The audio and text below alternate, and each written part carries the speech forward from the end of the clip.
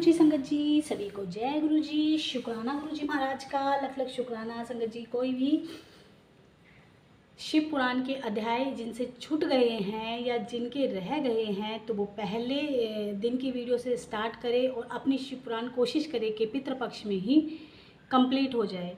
और जिन तक अगर वीडियो नहीं पहुंच रही है वो मुझे व्हाट्सएप पे मैसेज कर सकते हैं, क्योंकि 2 वीडियो मैंने लाइव डाली थी, स्टार्टिंग की पहली और दूसरी, और बाकी वीडियो फिर चैनल पे है तो लाइव में जाके आप देख सकते हैं। जय गुरु जी, शुक्राना गुरु जी। गुरु जी सबका कल्याण करें, सबका भला करें, समृद्ध भला करो गुरु जी। अपनी संगत की शिव पुराण पूरी करवाने में आपको बहुत बहुत बहुत शुक्राना गुरु जी, क्योंकि अर्चन आती है लेकिन आप बैठे हो ना तो संगत जी गुरु जी कुछ भी ऐसा नहीं होने देते हैं कि उनकी संगत परेशान हो। जय गुरु जी, शुक्राना गुरु जी, लव यू गुरु जी। 7वां खंड, शत्रु रुद्र संहिता। शौनक जी बोले, हे सूत जी, आप अब हमें शिव जी के अवतारों की कथा बताने की कृपा करें जो परम कल्याणकारी हैं। इनको सुनने से सज्जन पुरुषों का कल्याण अवश्य भावी है। विंडो बंद करिए मनु। अवश्य भावी है। सूत जी ने बताया, हे मुनिवर, आप शिव जी के अवतारों की पवित्र कथा ध्यानपूर्वक सुनो। पूर्व काल में यही कथा संत कुमार जी ने नंदीश्वर से पूछी थी, वही कथा मैं आपको सुनाता हूँ। श्वेत लोहित नामक 19वें मनवंतर में संगोजात नामक अवतार हुआ था। उस काल में ध्यान मग्न ब्रह्मा का शिवा से शिवजी का अवतार हुआ था। उनका श्वेत लोहित रंग था। उनका नाम संगोजात पड़ा। ब्रह्मा जी ने उन्हें शिवजी समझकर उनका चिंतन किया। इस पर उसने सुनंदन, नंदन, विश्वनंदन आदि 4 कुमार को प्रकट हुए। इस पर सगोजात प्रभु ने ब्रह्मा जी को सृष्टि निर्माण की आज्ञा दी। फिर रक्त नाम का 20वां कल्प प्रारंभ हुआ। उसमें ब्रह्मा जी रक्त वर्ण के हुए। उनके चिंतन करने पर उनके वैसा ही रक्त वर्ण का लाल नेत्रों वाला पुत्र उत्पन्न हुआ। उनको कामदेव नामक शिव समझकर ब्रह्मा जी ने उनकी स्तुति की। फिर इन लाल वस्त्रधारी से विराज, विवाह, विशाल और विश्व भावना का नाम से 4 पुत्र पैदा हुए। उन्होंने भी ब्रह्मा जी को सृष्टि निर्माण की आज्ञा दी। इसके बाद पीतवास नाम का 21वां कल्प हुआ। पुत्र की इच्छा करने वाला ब्रह्मा जी एक तेजस्वी दीर्घ भुजाओं वाला पुत्र प्रकट हुआ। उसे भी शिवजी का अवतार समझकर उन्होंने शिव गायत्री मंत्र जपना प्रारंभ कर दिया। इस पुत्र से भी उनके अनेक पुत्र प्रकट हुए। यहाँ तत्पुरुष अवतार समाप्त हुआ। इसके पश्चात शिव नामक कल्प प्रारंभ हुआ। इस कल्प में ब्रह्मा जी ने हजारों वर्ष तक शिवजी का चिंतन किया। इससे कृष्णवर्ण के पुत्र का जन्म हुआ। इस कृष्ण वर्ण वाले अद्भुत देवेश को ब्रह्मा जी ने प्रणाम किया। ब्रह्मा जी की स्तुति करने के पश्चात 4 पुत्र प्रकट हुए। उसके बाद कृष्णाशिव, कृष्णाय और कृष्णकंठ धारी थे। ये सभी अव्यक्त नाम वाले तेजस्वी और शिव स्वरूप थे। इन्होंने ब्रह्मा जी की सृष्टि निर्माण के लिए एक अनोखा अघोर नामक योग दिया, इसलिए इन्हें अघोर अवतार नाम से जाना गया। जय गुरु जी। इसके बाद विश्व स्वरूप नामक कल्प हुआ। इस कल्प में ब्रह्मा जी ने चिंतन से सरस्वती का प्रादुर्भाव हुआ। तभी उसी तरह का वेश धारण किए हुए पुत्र रूप में शिवजी का अवतार हुआ। ब्रह्मा जी ने इन ईश को प्रणाम किया। शिवजी ने ब्रह्मा जी का सन्मार्ग का उपदेश दिया। इस शिवजी के 4 पुत्र हुए। इनके नाम जटी, मुंडी, शिखंडी, अर्धमुंडी थे। इन्होंने योग मार्ग को अपनाया। यह ईशान अवतार कहलाया। इस तरह शिवजी का ईशान पुरुष, अघोर, काम संरक्षक और परशु संरक्षक 5 मूर्तियां प्रसिद्ध हुई। जो व्यक्ति इन मूर्तियों की वंदना करता है तथा इस महात्म्य का पढ़ता सुनता है, वह व्यक्ति सभी भोगों को प्राप्त करके परम गति को प्राप्त होता है। जय गुरु जी। ओम नमः शिवाय। नंदीश्वर बोले, हे तात, आप सब लोगों में सब कार्यों को पूर्ण करने वाले शिवजी के अवतारों का वर्णन सुनो। शिवजी की 8 मूर्तियां बताई गई हैं। वे सर्व, भव, रुद्र, उग्र, भीम, पशुपति, ईशान और महादेव नाम से प्रसिद्ध हैं। भगवान की ये 8 मूर्तियां मणियों की भांति सूत में पिरोई हुई हैं। पृथ्वी, जल, तेज, वायु, आकाश, कृतज्ञ, सूर्य और चंद्रमा में ये क्रमशः अधिष्ठित हैं। शंकर भगवान विशंबर रूप से ही इन्हीं के द्वारा सब में व्याप्त हैं। पृथ्वी रूप से वे चराचर जगत को धारण करते हैं। जल रूप में विश्व को जीवित रखते हैं। यह शिव का उग्र रूप है, एक आकाशमत भीम रूप है। पशु नामक रूप से शिवजी सभी जीवों को पास काटते हैं। ईशान नामक रूप से सूर्य के द्वारा संसार को अमृत किरणों द्वारा तृप्त करते हैं। आठवां अपूर्व रूप से आत्मा नामक शिव की सब में व्याप्त हैं। इस तरह ये 8 शिव जी की मूर्तियां संसार में व्याप्त हैं। जय गुरु जी। ओम नमः शिवाय। ब्रह्मा जी सृष्टि का विस्तार करना चाहते थे, परंतु उसका विस्तार ना हो सका। इस पर उन्होंने भगवान शंकर की आराधना की। शिवजी पार्वती जी के साथ प्रकट हुए। फिर शक्ति पार्वती को अपने से पृथक करके शिवजी ब्रह्मा जी से बोले, तुम वर मांग सकते हो। ब्रह्मा जी ने उन परम शक्ति को शिवजी से अलग हुआ देखकर उनकी इस प्रकार स्तुति की, हे शिवे, आपके पति देव देवों के भी देव, इनकी कृपा से ही मेरी रक्षा हुई है। शिवजी के द्वारा ही समस्त सृष्टि का सृजन हुआ है। हे शिवे, मैं बारंबार सभी देवताओं को अपने मन में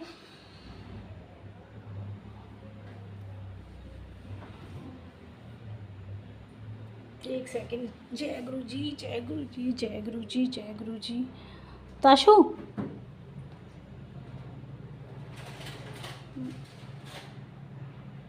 कोई नहीं, चला दे।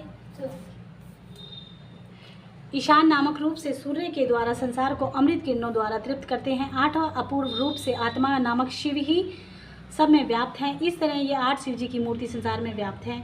ब्रह्मा जी सृष्टि का विस्तार करना चाहते थे, परंतु उसका विस्तार न हो सका। इस पर उन्होंने ताशु पर विंडो बंद कर। इस पर उन्होंने भगवान शंकर की आराधना की। शिवजी पार्वती जी के साथ प्रकट हुए। फिर शिव शक्ति पार्वती को अपने से पृथक करके शिवजी ब्रह्मा जी से बोले, तुम वर मांग सकते हो। ब्रह्मा जी ने उन परम शक्ति को शिवजी से अलग हुआ देखकर उनकी इस प्रकार स्तुति की, है शिवे, आपके पतिदेव देवों के भी देव, इनकी कृपा से ही मेरी रक्षा हुई है। शिवजी के द्वारा ही समस्त सृष्टि का सृजन हुआ है। हे शिवे, मैं बारंबार सभी देवताओं को अपने मन में बसाता हूँ, परंतु वे मेरी सृजन बुद्धि को धारण नहीं कर पाते हैं। अब मैं मैथुनी सृष्टि रचना चाहता हूँ। इसमें नर और नारी दोनों ही आवश्यकता है। इसमें मेरी शक्ति का काम नहीं देती है। आप मुझे अपनी शक्ति प्रदान करें, क्योंकि आप सबकी शक्ति हैं, शक्ति ईश्वर हैं। तथा हे शिवे, आप अपनी सामर्थ्य से चराचर संसार की सृष्टि के लिए दक्ष की पुत्री के रूप में प्रकट होने की कृपा करें। ब्रह्मा जी की प्रार्थना सुनकर देवी पार्वती और भगवान शंकर ने तथा अस्तु कह दिया। इसके पश्चात शिव पार्वती दोनों एक रूप हो गए। तब से संसार में स्त्री का भाग निश्चित हो गया। संत कुमार जी बोले, हे नंदीश्वर, मैं आपसे यह जानना चाहता हूँ कि शिवजी के अंश से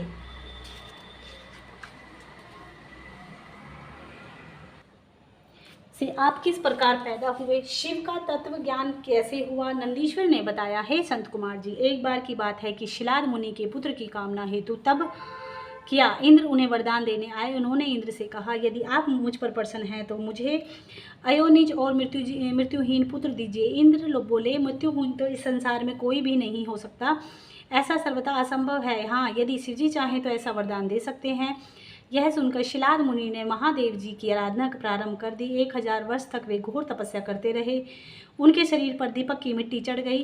तब उमा सहित शिवजी उन्हें वर देने आए। शिवजी ने अपने हाथों से उन्हें स्पर्श किया। मुनि शिलाद की समाधि टूटी और उन्हें शिव पार्वती के दर्शन हुए। मुनि ने शिवजी के चरणों में गिरकर प्रणाम किया और उनकी स्तुति करने लगे। मुनि ने मृत्यु रहित पुत्र की कामना की। शिवजी अवंस्तु कहकर अंतर्धान हो गए।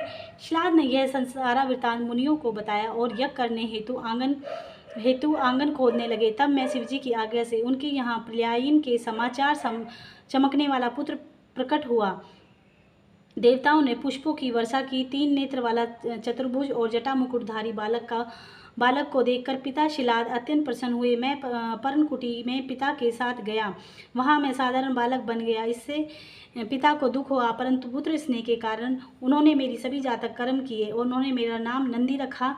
उन्होंने मुझे अल्प आयु में ही वेद शास्त्रों का ज्ञान प्रदान किया। एक दिन वहाँ मित्रावरुण नामक ऋषि पधारे। वे मुझे देखकर भारी विस्मय करने लगे कि इतनी थोड़ी सी अवस्था में इस बालक ने सभी शास्त्रों का ज्ञान प्राप्त किया है, परंतु यह बालक अल्प आयु वाला बालक है। इसकी आयु केवल 100 वर्ष और शेष। यह सुनकर पिताश्री रोने लगे। इस पर मैंने पिता से कहा, मुझे कोई नहीं मार सकता, आप चिंता न करो, मैं भगवान शिव की तपस्या के द्वारा मृत्यु पर विजय प्राप्त कर लूँगा। इतना कहकर मैं एक महावन में तप करने लगा। महावन में जाकर मैंने घोर तपस्या की। तब माता पार्वती के साथ शिवजी वहाँ पधारे और मुझे से वर मांगने को कहा। शिवजी ने मेरा हाथ थाम कर कहा, तुम तो मेरे ही अंश हो, तुम्हें मृत्यु का भय कैसा। फिर मुझे अपने गले से उतार कर एक माला पहनाई, उसमें मैं पुनः त्रिनेत्रधारी और चतुर्भुज वाला शिव रूप हो गया। शिवजी ने अपनी जटा में से जल निकाल कर छिड़का, इससे वहाँ पंचनाद स्थान बन गया। वहाँ जातेश्वर शिव हैं तथा नदियाँ हैं, वह जगह बड़ी महिमामय है। शिवजी से कहकर पार्वती जी ने मुझे अपना पुत्र बना लिया। तब शिवजी अपने सभी गणों को बुलाकर मुझे गणों का स्वामी घोषित कर दिया तथा मुझे लेकर बैल पर सवार होकर चल दिए। ओम नमः शिवाय, ओम नमः शिवाय। गुरु जी बोला नहीं जा रहा, गुरु जी प्लीज मदद करो। एक बार सुमेरु पर्वत पर बैठे हुए ब्रह्मा जी ने सब देवताओं ने अविनाशी तत्व पूछा। तब ब्रह्मा जी ने बताया, हे देवताओं, मैं ही एकमात्र संसार की उत्पत्ति का कारण, अविनाशी, अज और अनादि ईश्वर हूँ। मुझसे परे और कोई देवता नहीं है। यह सुनकर भगवान श्री हरि ने उन्हें समझाते हुए बताया, तुम यह क्या कह रहे हो? तुम मेरी आज्ञा से ही सृष्टिकर्ता बने हो। ऐसा कहकर तो मेरा सरासर अनादर है। इस पर दोनों में विवाद छिड़ गया। चारों वेदों को झगड़ा निपटाने के लिए बुलाया गया। चारों वेद मूर्ति धारण कर वहां उपस्थित हुए। उन्होंने बताया कि जिनके अंदर समस्त भूत निहित है तथा जिससे सब कुछ प्रवृत्त होता है और जिसके पास परम तत्व कहा जाता है, वह एकमात्र शिव ही है। यह सुनकर श्री हरि और ब्रह्मा जी बोले, हे वेदो, यह तो तुम्हारा अज्ञान है। भला पार्वती के संग रमन करने वाला, नग्न रहने वाला और धूल धूसरित शिव को परम तत्व कैसे माना जा सकता है? वह परमात्मा नहीं हो सकता। दोनों के परस्पर विवाद को सुनकर एक ज्योति प्रकट हुई और उस ज्योति से त्रिशूलधारी नील लोहित भगवान शंकर प्रकट हुए। तब ब्रह्मा जी ने कहने लगे, हे चंद्र शंख, मैं तुम्हें जानता हूँ। तुम तो मेरे सिर से उत्पन्न हुए हो। रुदन के कारण मैंने तुम्हारा नाम रुद्र रखा है। पुत्र, तुम मेरी शरण में आ जाओ। ब्रह्मा जी के अहंकार से भरी वाणी को सुनकर शिवजी क्रोध की सीमा न रही। उसी क्षण उन्होंने अपने क्रोध से भैरव नामक एक व्यक्ति को उत्पन्न किया और उससे बोले, तुम ब्रह्मा पर शासन करो तथा संसार का पालन करो। तुम्हारा नाम भक्तों के पाप भक्षण के कारण पाप भक्षण भी होगा। तुम मेरी काशी नगरी के अधिपति बनो। वहाँ जितने भी पापी हों उन्हें तुम दंड देते रहना, यदि यही तुम्हारा काम है। काल भैरव ने भगवान शिव की आज्ञा सुनते ही अपनी अंगुली के नख से ब्रह्मा का सिर नोच लिया। इस प्रकार ब्रह्मा जी का 5वां सिर कट गया। तब ब्रह्मा जी डरकर सत्य रुद्री का पाठ करने लगे। इस प्रकार ब्रह्मा और श्री हरि इस बात का ज्ञान हो गया कि शिव शंकर ही ब्रह्म रूप हैं। इस प्रकार ब्रह्मा और श्री हरि अहंकार समाप्त हो गया। भगवान शंकर ने उन्हें अभय प्रदान किया। इसके बाद भगवान शंकर ने भैरव से कहा, अब तुम ब्रह्मा के 5वें कपाल और धारण कर इनके आश्रित होकर भिक्षा वृत्ति करते हुए अपनी ब्रह्म हत्या के पाप को दूर करो। फिर भगवान शंकर ने ब्रह्मा रूपी कन्या को पैदा करके भैरव से बोले, हे काल भैरव, जब तक तुम चाहो घूमते रहो, परंतु इस कन्या के काशी पहुंचने से पहले ही भयंकर रूप धारण कर वहां पहुंच जाना और इससे कहना कि काशी को छोड़कर जहां भी जाना चाहे चली जा। भगवान शंकर की आज्ञा से भैरव ने कापालिक व्रत धारण किया। इसके बाद विश्वात्मा कपाल हाथ में लिए भैरव काशी पहुंच गया। उस कन्या ने तीनों लोकों को भ्रमण में भैरव का पीछा नहीं छोड़ा। एक बार भैरव नारायण लोक में पहुंचा। भगवान नारायण ने उन शिव रूप को देखकर समस्त देवताओं सहित प्रणाम किया और स्तुति की। उन्होंने लक्ष्मी जी से भी कहा कि हे देवी, आज हम बड़े भगवान हैं कि जगतपति शिव के दर्शन हुए हैं। उन्होंने दर्शन मात्र से ही मनुष्य इस संसार से आवागमन के चक्कर से छूट जाता है। फिर उन्होंने शिव रूप भैरवी से पूछा, हे त्रिनेत्रधारी, आप किस प्रयोजन से भ्रमण कर रहे हैं? तब उन्होंने श्री हरि को बताया कि ब्रह्मा हत्या के शर्मनार्थ मैंने यह कापालिक व्रत लिया है। लक्ष्मी ने उन्हें भिक्षा में मनोर्थी नामक विद्या भेंट की। भैरव जी कपाल रूपी खप्पर में वह विद्या लेकर प्रसन्नता पूर्वक भिक्षा हेतु दूसरी जगह को चल पड़े। ब्रह्मा हत्या भी उनके पीछे चलती रही। अब भैरव जी काशी अभिमुक्त क्षेत्र में पहुंचे। वहां पर ब्रह्मा हत्या पाताल लोक में समा गई। भैरव जी के हाथ में से ब्रह्मा का 5वां सिर पृथ्वी पर गिर पड़ा। इस पर वहां कपाल मोचन के नाम से तीर्थ बन गया। भैरव वहां खुशी प्रकट करने के लिए नृत्य करने लगे। जो मनुष्य कपाल मोचन का स्मरण करता है उसके इस जन्म तथा दूसरे जन्म के पाप नष्ट हो जाते हैं। जो व्यक्ति काशी में मंगलवार या जन्माष्टमी के दिन कालराज भैरव की मूर्ति का दर्शन करता है उसके सभी पाप धुल जाते हैं। कारगार आदि बंधनों में जकड़ा मनुष्य भी कष्टों से मुक्ति पा जाता है। नृसिंह अवतार के समय जब नृसिंह जी ने हिरण्यकशिपु का वध कर दिया तो भगवान शिव जी ने वीरभद्र से कहा कि तुम नृसिंह जी के क्रोध को शांत करो। शिव जी की आज्ञा पाकर वीरभद्र शांत रूप में वहां गए। वे श्री हरि से बोले, हे माधव, आपने संसार की भलाई के लिए और सुख शांति हेतु अवतार ग्रहण किया है। अब आप अविनाशी तथा सबके पालनहार हैं। आपने नृसिंह रूप में पृथ्वी का उद्धार करने के लिए हिरण्यकश्यप को मारा है। आपने जिस कार्य के लिए अवतार लिया है वह पूरा हो गया है, इसलिए अब आप अपना रौद्र रूप शांत कीजिए। वीरभद्र की बात सुनकर वे क्रोध में ही बोले, तुम यहाँ से चले जाओ, मैं अब इस चराचर जगत का सर्वनाश करके छोड़ूंगा। यहाँ पर सब जगह मेरा ही शासन है, मुझ पर किसी का शासन नहीं है। मैं संहार करता हूँ, मैं सभी शक्तियों का स्वामी हूँ। विष्णु जी की अहंकार युक्त वाणी को सुनकर वीरभद्र भी क्रोध में भर गए। वह बोला कि क्या आप संसार के संहार करता शिव जी को नहीं जानते? मैं आपके हित के लिए ही शिव जी के कहने पर ही यहाँ आया हूँ, परंतु ऐसा प्रतीत होता है कि तुम उनका तत्व न समझकर अहंकार वंश ऐसा कह रहे हो। इसलिए हे हरि, तुम शिव जी के अधीन हो। इस दैत्य को भी भगवान शिव की शक्ति से ही मारा। दक्ष के यज्ञ में ही तुम्हारा सिर काटा था। तुम्हारे पुत्र ब्रह्मा का 5वां सिर का विच्छेदन मैंने ही काटा है, जो अब तक दोबारा वहाँ नहीं जमा। क्या अब इन बातों को तुम भूल गए हो? आदि से अंत तक इस संसार में शिव जी की ही शक्ति फैली हुई है। हे नृसिंह, अब तुम अपना रूप शांत करो, नहीं तो मैं क्रोध का वज्र अब तुम पर फूट पड़ेगा। जब वीरभद्र ने ऐसा कहा तो नृसिंह उस पर झपट पड़े। इससे आकाश में व्याप्त शिव जी का कठिन तेज सर्वत्र फैल गया। वीरभद्र ने नृसिंह को अपनी भुजाओं में इस प्रकार जकड़ लिया कि वे अत्यंत व्याकुल होकर छटपटाने लगे। तब वीरभद्र नृसिंह को लेकर आकाश में उड़ गए और भगवान शिव जी के वृषभ के नीचे डाल दिया। भगवान विष्णु छटपटाने लगे। सभी देवता और ऋषि मुनियों ने शिव जी की स्तुति की। श्री हरि का शरीर क्षीण हो गया, उनका सारा तेज वीरभद्र में लीन हो गया। एक अवतार में श्री हरि ने देवताओं और ऋषि मुनियों ने शिव जी की स्तुति की। श्री हरि का शरीर क्षीण हो गया, उनका सारा तेज वीरभद्र में लीन हो गया।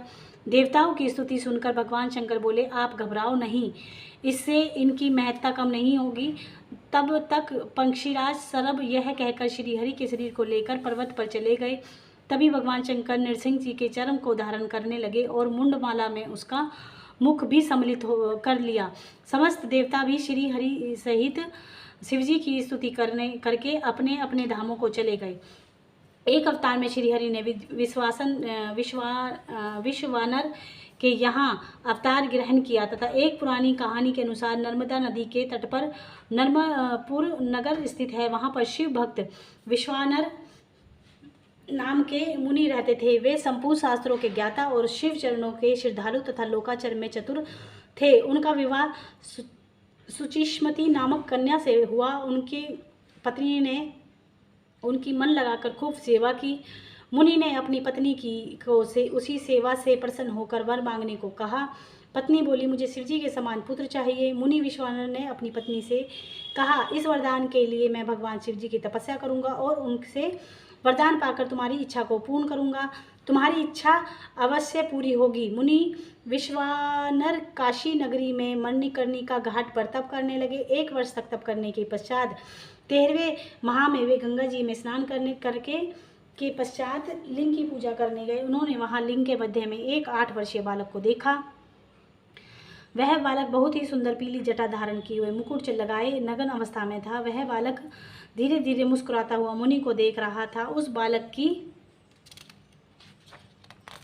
सुंदरता को देखकर मुनि के हर्ष की कोई सीमा न रही। उन्होंने रोमांचित होकर बालक को प्रणाम किया और उनकी स्तुति करने लगे। स्तुति करने पर बालक ने मुनि विश्वानर से कहा कि हे मुनिवर, तुमने जो अपनी पत्नी सुचिष्मति से पुत्र का विचार किया है वह अवश्य पूर्ण होगा। मैं ही उसके गर्भ से जन्म लूंगा।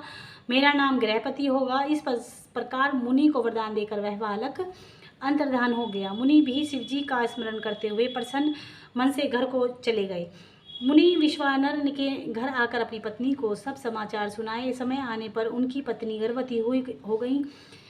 शुभ लगन में, शुभ योग में चंद्रमा के समान सुंदर बालक का जन्म हुआ। अप्सराएं नृत्य करने लगी। भारद्वाज, वशिष्ठ, पुलह, अत्रि, कात्यायन, शंख, शिलाद, व्यास, अगिरा, दक्ष, वाल्मीकि आदि ऋषि तथा मुनि कन्याएं विश्वानर मुनि के यहाँ शांति का पाठ करने पधारे। बहुत भारी महोत्सव हुआ। बालक का नाम गृहपति रखा गया। सभी जन शिव भक्त विश्वानर दंपति की प्रशंसा करने लगे। मुनि विश्वानर ने समय समय पर उसके सब संस्कार किए और वेद वेदांग में परंपरागत पारंगत कर दिया। बालक की 9 वर्ष की आयु होने पर उसे देखने नारद जी पधारे। नारद जी ने बताया कि इस बालक को 12वें वर्ष में बिजली और अग्नि से भय है।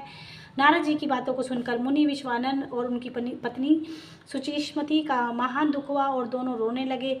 माता पिता को रोता देखकर बालक गृहपति ने उनसे रोने का कारण पूछा। इस पर बालक बोला, हे माता पिता, आपके चरणों के प्रताप से मुझे कोई विघ्न तो क्या काल भी नहीं मार सकता।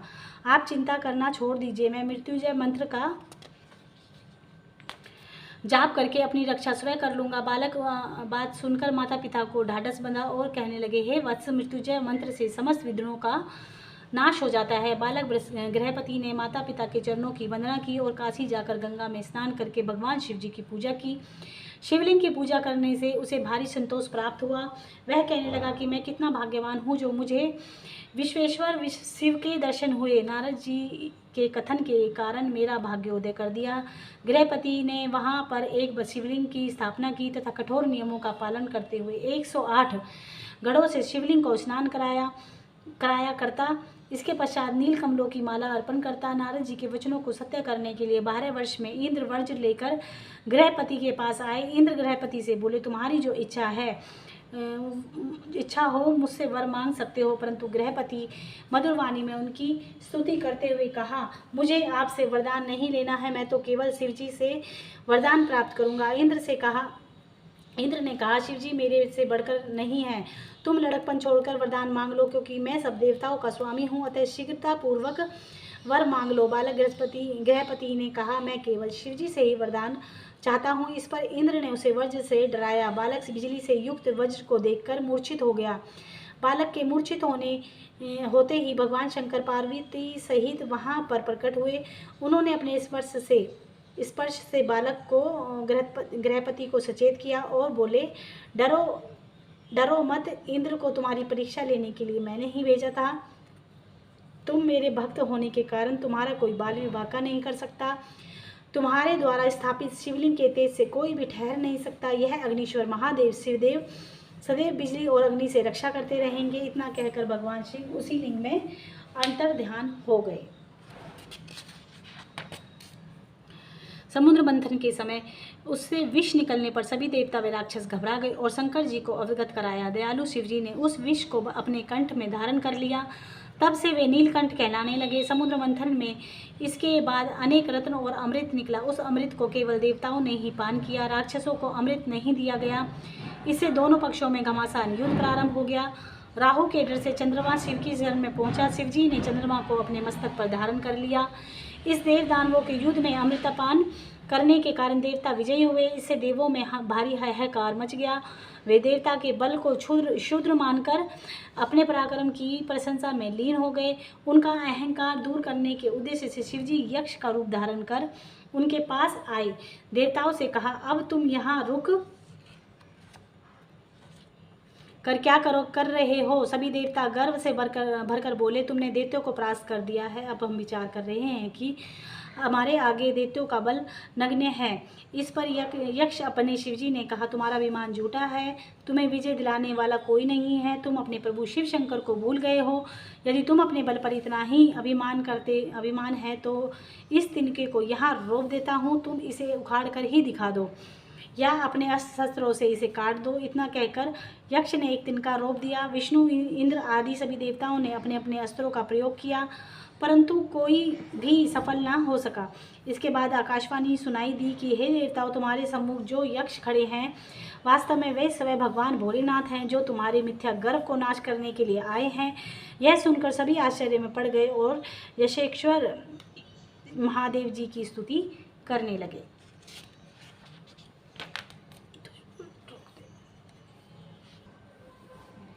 शिव जी के अवतारों में 10 अवतार प्रमुख माने जाते हैं। इनमें से पहला अवतार महाकाल का माना जाता है। महाकाल की शक्ति महाकाली है। दूसरा अवतार तारा का है जो सेवकों को सुख देने वाला है। तीसरा अवतार का नाम भुवनेश्वर है जो अभिष्ट फल प्रदान करने वाला है।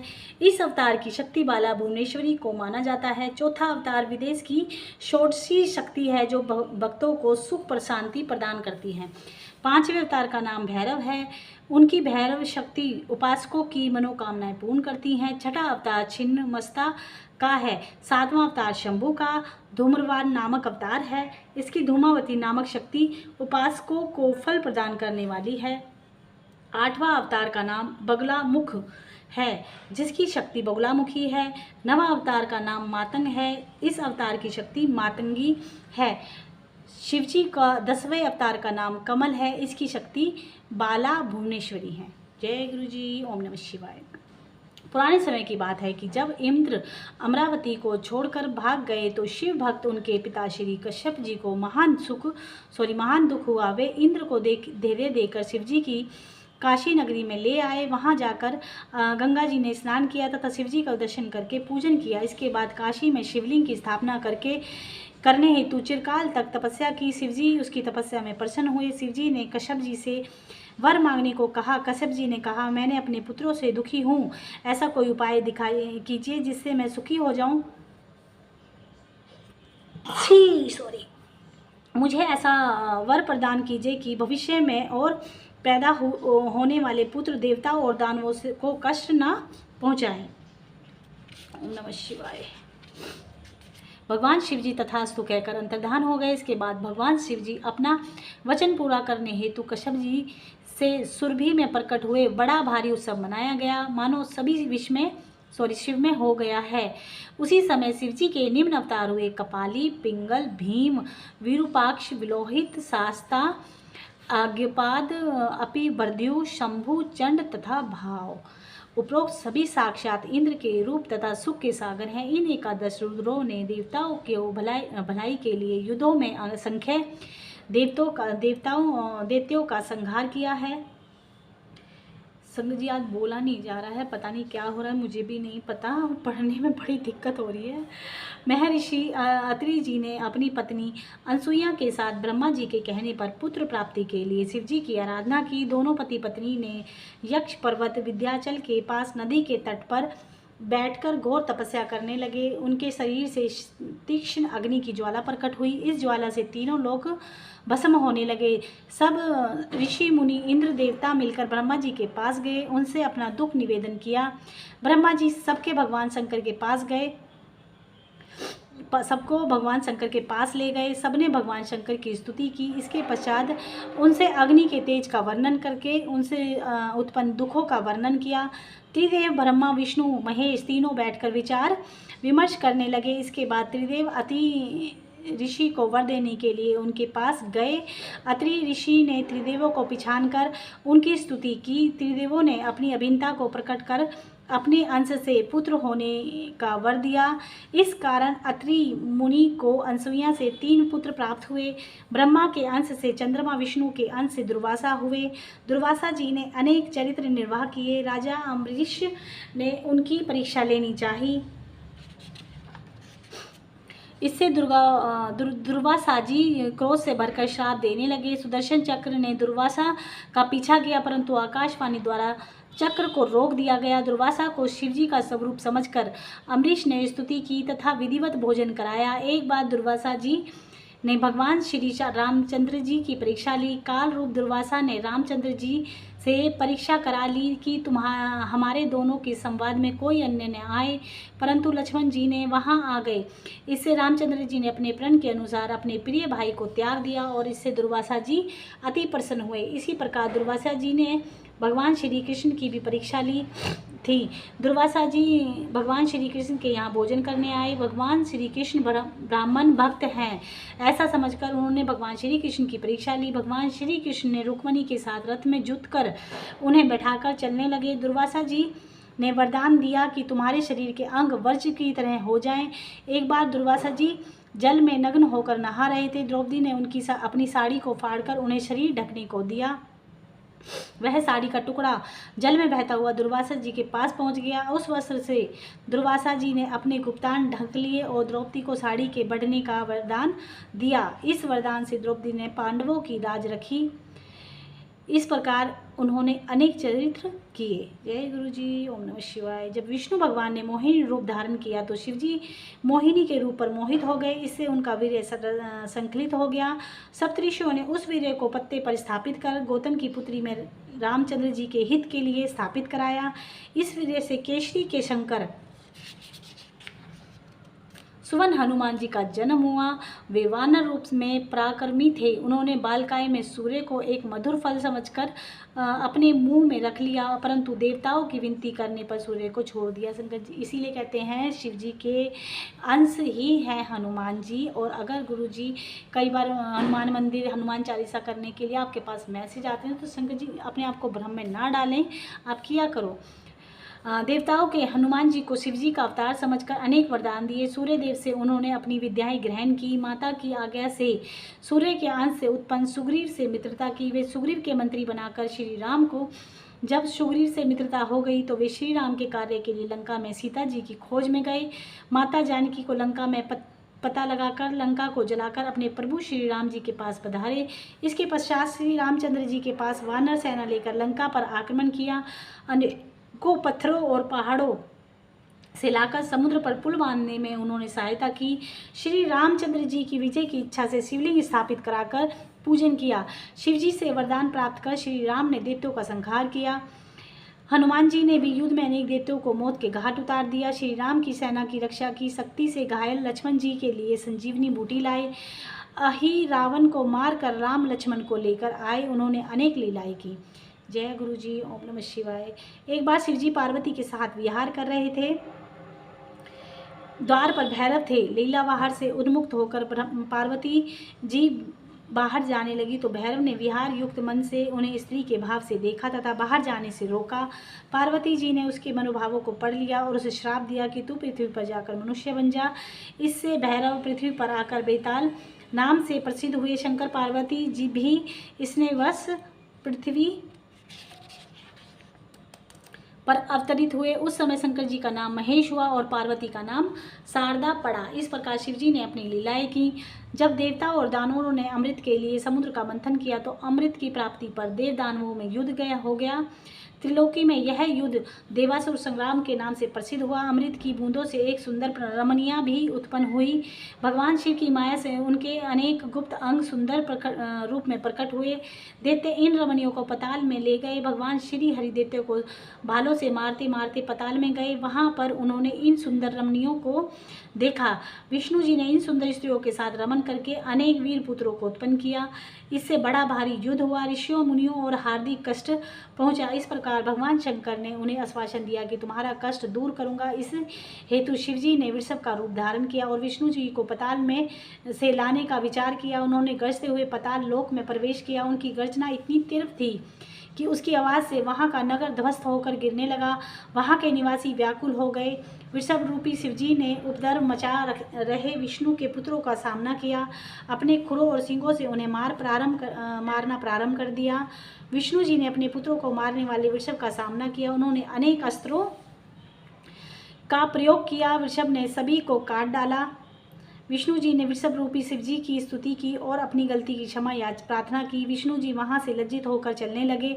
इस पर भगवान शंकर बोले कि तुम अपने चक्र को यहीं छोड़ दो, मैं तुम्हें सुदर्शन चक्र देता हूं जो सूर्य के समान है। उन्हें सुदर्शन चक्र प्रदान भगवान शिव कैलाश को चले गए। विष्णु भगवान भी मोह को त्याग कर अपने लोक को चले गए।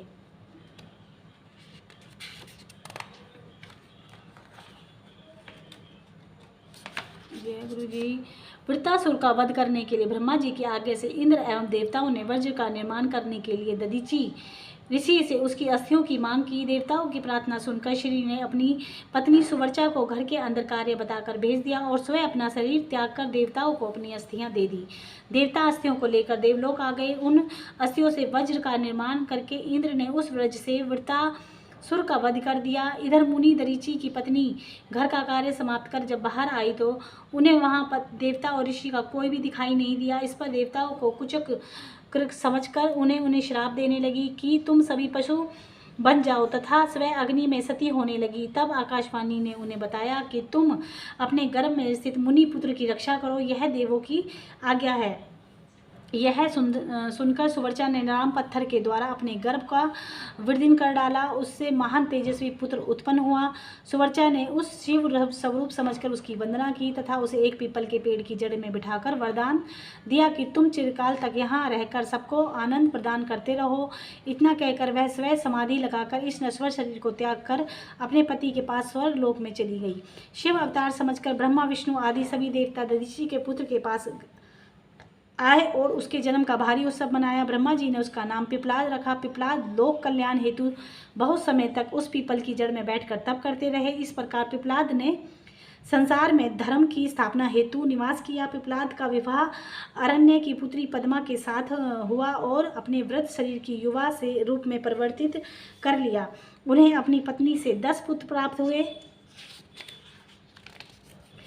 उन्होंने अनेक लीलाएं की। संसार में किसी से शनिचर को पीड़ा दूर न होने वाली पीड़ा को दूर करने में सफलता प्राप्त की। उन्होंने कहा कि जन्म से 16 वर्ष तक कोई भी शनि पीड़ा से ग्रस्त नहीं होगा।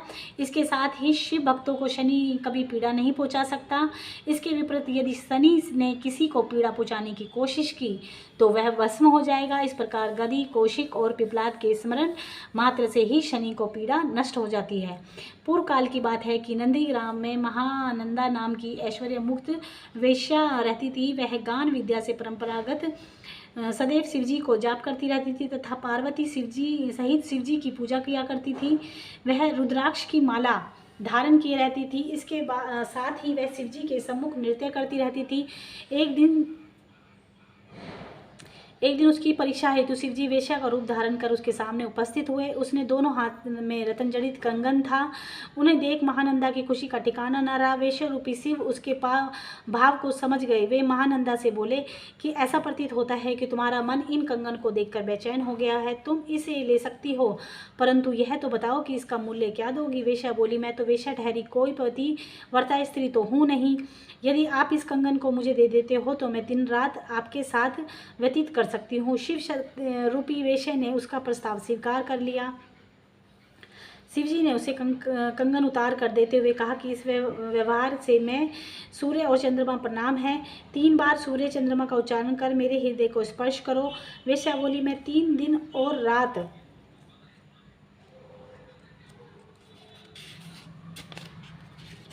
आपको आपकी पत्नी बनकर रहूंगी और पतिव्रता धर्म का पालन करूंगी। यह सत्य है, यह सत्य है, यह सत्य है। ऐसा कहकर महानंदा वेश्या ने सूर्य चंद्रमा को साक्षी मानकर शिव रूपी वेश्या के हृदय को 3 बार स्पर्श किया।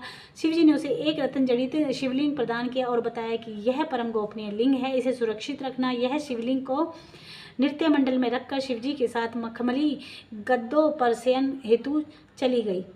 आधी रात को नृत्य मंडल ने एक वाणी प्रस्फुटित हुई कि हे तात, इस नृत्य मंडल में सहसा वायु के साथ आग लग गई है।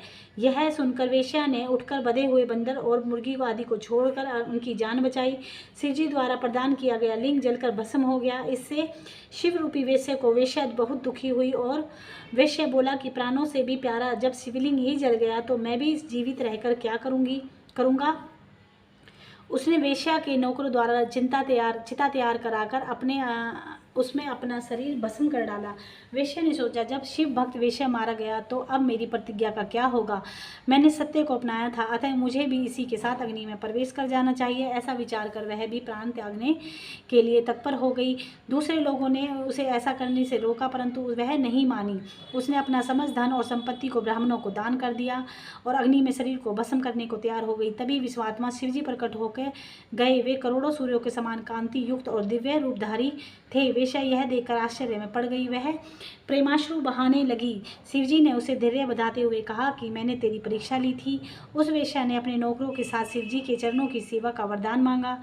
शिवजी ने एवमस्तु कहकर अपने धाम को चले गए। जय गुरु जी, शुक्राना गुरु जी, बहुत बहुत शुक्राना संगत जी। आज इतना ही, कल आगे पढ़ेंगे और हो सकता है कि अगर शिव पुराण पूरी नहीं हुई इन 15 दिनों में तो मैं एक दिन में 2 वीडियो भी डाल सकती हूँ। तो आप चैनल को सब्सक्राइब जरूर कर लें और अपनी वीडियो को ध्यानपूर्वक सुनें। जय गुरु जी, शुक्राना गुरु जी, लख लख शुक्राना गुरु जी।